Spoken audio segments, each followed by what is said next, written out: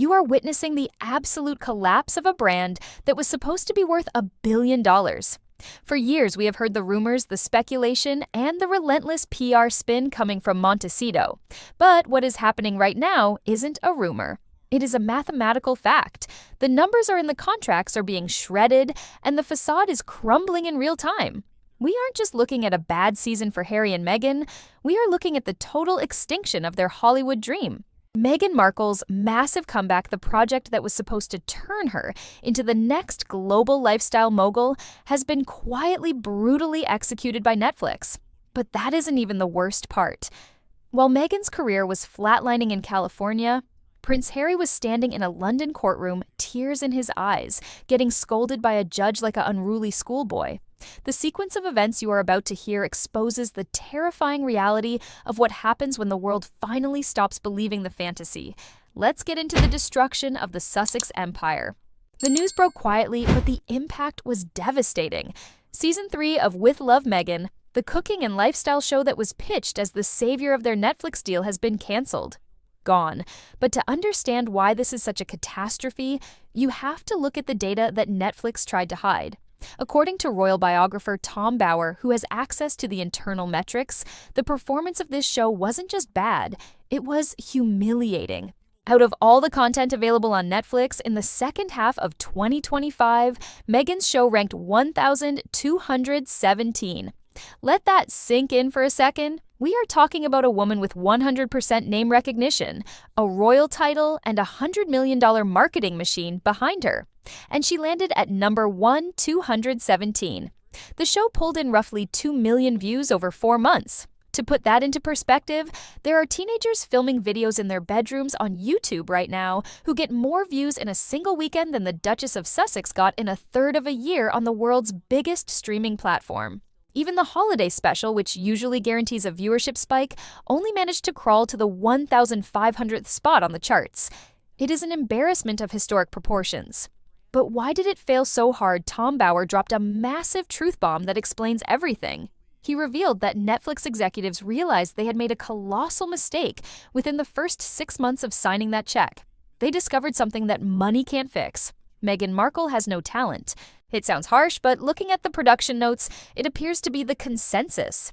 The executives found that she couldn't deliver content people actually wanted to watch. There was no originality, no profundity, and absolutely nothing interesting to say. She wanted to be the new Martha Stewart or the new Ina Garten. But those women built empires because they had genuine skill and a warmth that connected with audiences. Meghan thought she could just step into the role because of who she married. Tom Bower's sources revealed that the set of the show was a nightmare of vanity over substance. This is where the story gets truly bizarre. You would think a cooking show would focus on, well, the food, but apparently Meghan was obsessed with how she looked in every single frame to the point of paralysis. She would demand reshoots of the same scene over and over, not because the recipe was wrong, but because she didn't like the angle of her hair. Real cooks tie their hair back. Real cooks sweat. Real cooks care about the ingredients. Meghan wanted to look like she was on the cover of Vogue while holding a spatula. And the audience in 2026, they can smell that kind of inauthenticity from a mile away.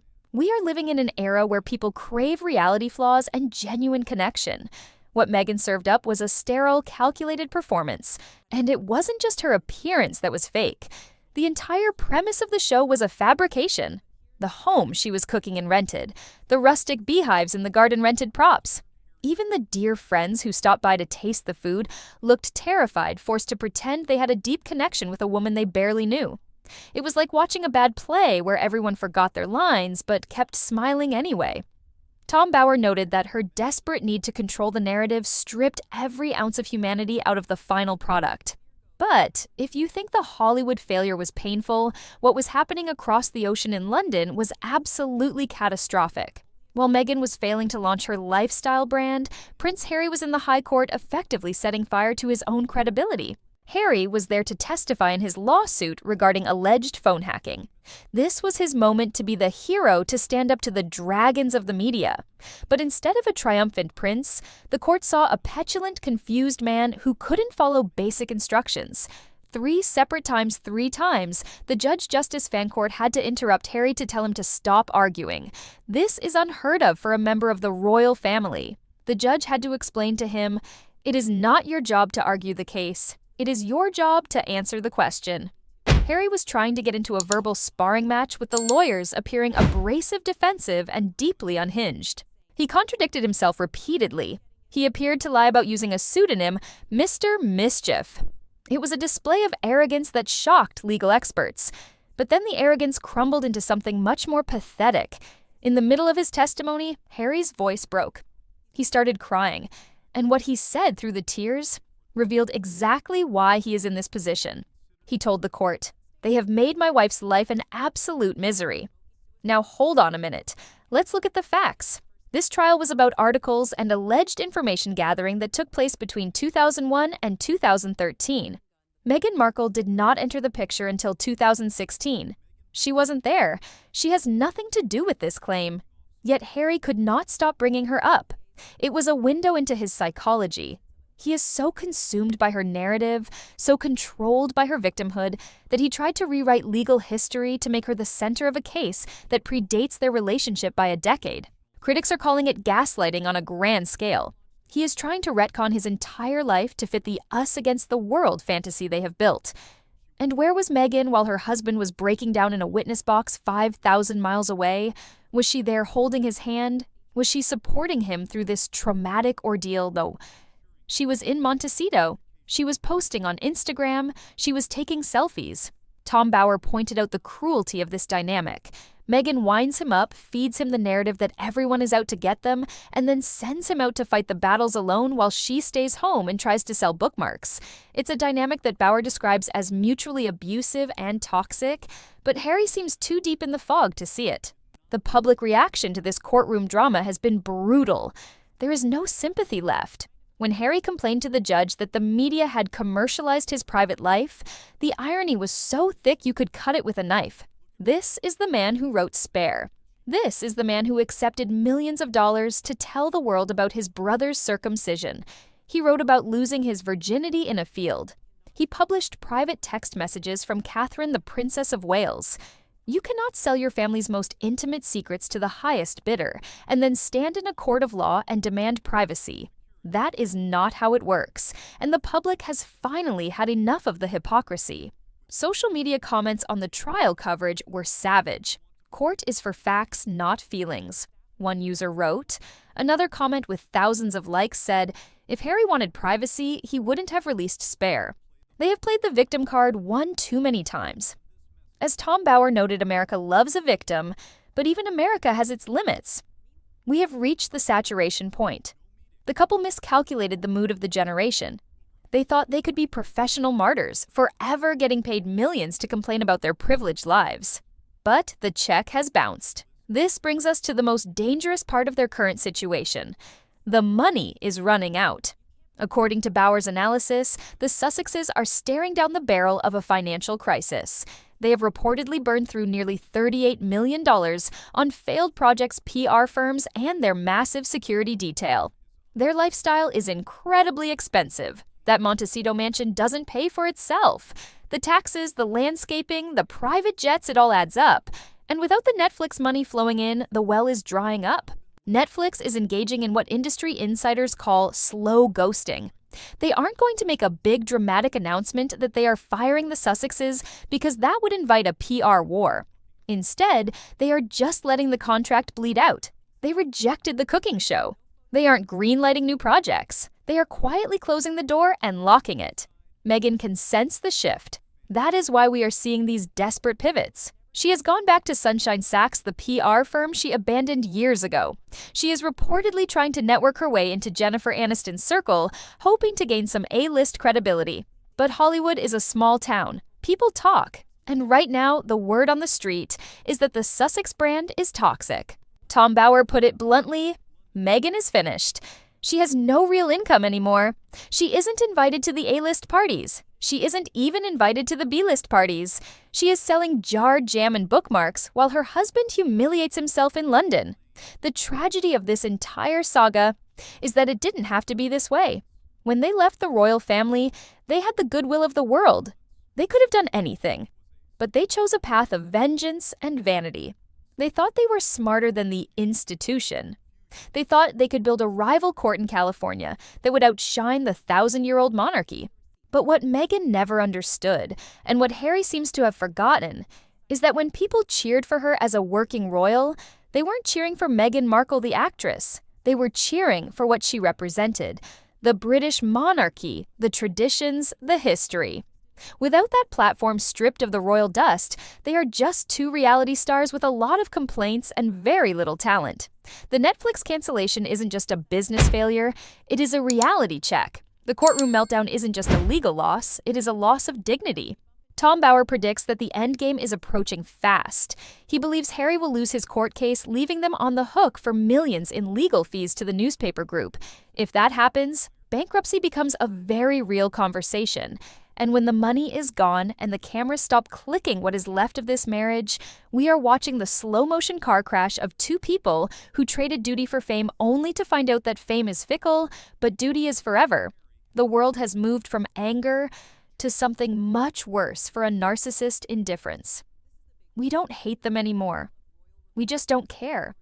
And for Meghan and Harry, that is the ultimate defeat. As we watch their desperate attempts to claw back relevance, one question remains. When the dust finally settles and the last contract is canceled, will Harry finally wake up? Or will he continue to fight a war he lost years ago? This story is far from over, but the chapter on their Hollywood dominance is officially closed. And it didn't end with a bang, but with a cancellation notice. But to truly understand why this collapse is happening so fast, we have to look at the one thing Harry and Meghan didn't account for: the Hollywood trust factor. Tom Bauer revealed a fascinating detail about why the A-listers are running for the hills.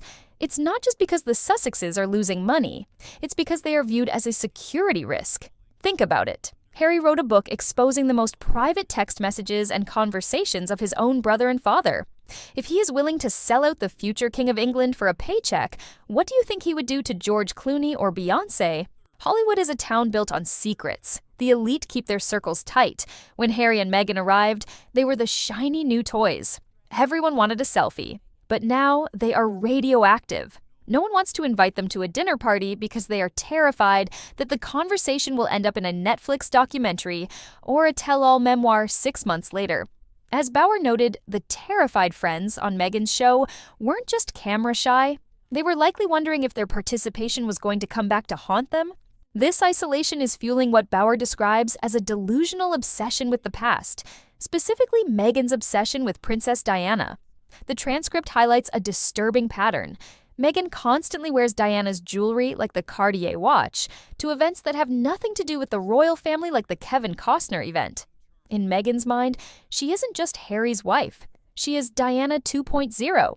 She believes she has inherited the glow of her late mother-in-law, but there is a massive difference that the public sees, and Meghan misses. Diana was beloved because she was vulnerable and authentic. She touched AIDS patients when others were afraid too. She walked through landmine fields. Meghan, by contrast, brings a camera crew to arrange flowers and puts on a performance of charity. Tom Bauer argues that this calculation is exactly why the Diana magic never transferred. You cannot script empathy. You cannot direct the public to love you.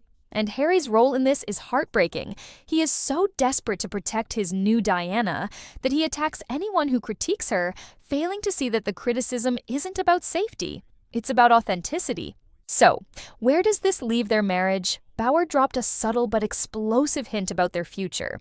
He observed that they have effectively separated their professional lives. The power couple brand is dead. Meghan is trying to launch lifestyle products, and Harry is fighting legal battles about the past. They are on two completely different trajectories. When the money gets tight and the fame fades, the pressure on a relationship like this becomes unbearable. Harry gave up his country, his military titles, his friends, and his family for this life. He went all in on the promise of $1 billion American dream. Now that the dream is revealed to be a hallucination, resentment is inevitable.